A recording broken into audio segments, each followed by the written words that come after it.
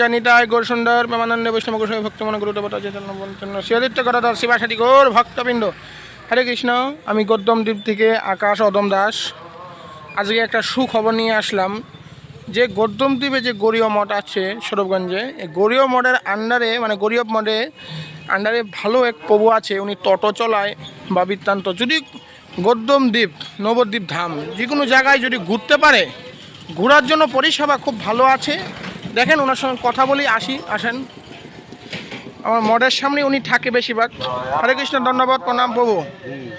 হরে কৃষ্ণ। বলছি আপনার টোটোর পরিষেবা কীরকম দেন? এখানে আসলে আমরা সমস্ত নবদ্বীপ 9টা দেবী ঘুরিয়ে দেবো একদম যত্ন সহকারে, কোনো অসুবিধা হবে না। আচ্ছা, আপনাকে পরিষেবা কি ভালো হবে? ভালো হবে, অল্প মূল্যে পরিষেবা। আর আমার ইউটিউব চ্যানেল থেকে আসলে আশা করি আরও ভালো দিতে হবে, কেন আমরা প্রভু আছি আপনাদের, কেন আপনাদের চীনা পরিচয় আছে, এক সম্পর্কে উনি আমার দাদু হয়, কোনো চাপ নেই। যদি কেউ অসুবিধা হয় সরাসরি আমার সঙ্গে যোগাযোগ করতে পারবে এসে, বা বৃত্তান্ত অনেক কিছু সুবিধা পাবে। গৌরীয় মঠে থাকার সুবিধাও আছে, ওনার সঙ্গে যোগাযোগ করলে সব কিছু হবে, কোনো চাপ নেই। যদি কলকাতার থেকে আসে কি করে আসতে হবে, আপনার সঙ্গে কী করে যোগাযোগ করতে হবে? এটা তো শিয়ালদা থেকে কৃষ্ণগড় স্টেশন আসতে হবে, কৃষ্ণগড় স্টেশন থেকে নবদ্বীপ ঘাট সরস্বতী গড়িয়া মঠ বললেই নামিয়ে দেবে। সরস্বতী গড়িয়া মঠ বললেই নামিয়ে দিবে না? নামিয়ে দিয়ে আপনার নম্বরটা বলেন, তো এই নম্বরে যোগাযোগ করবে, ওরা আসে। 8158073503।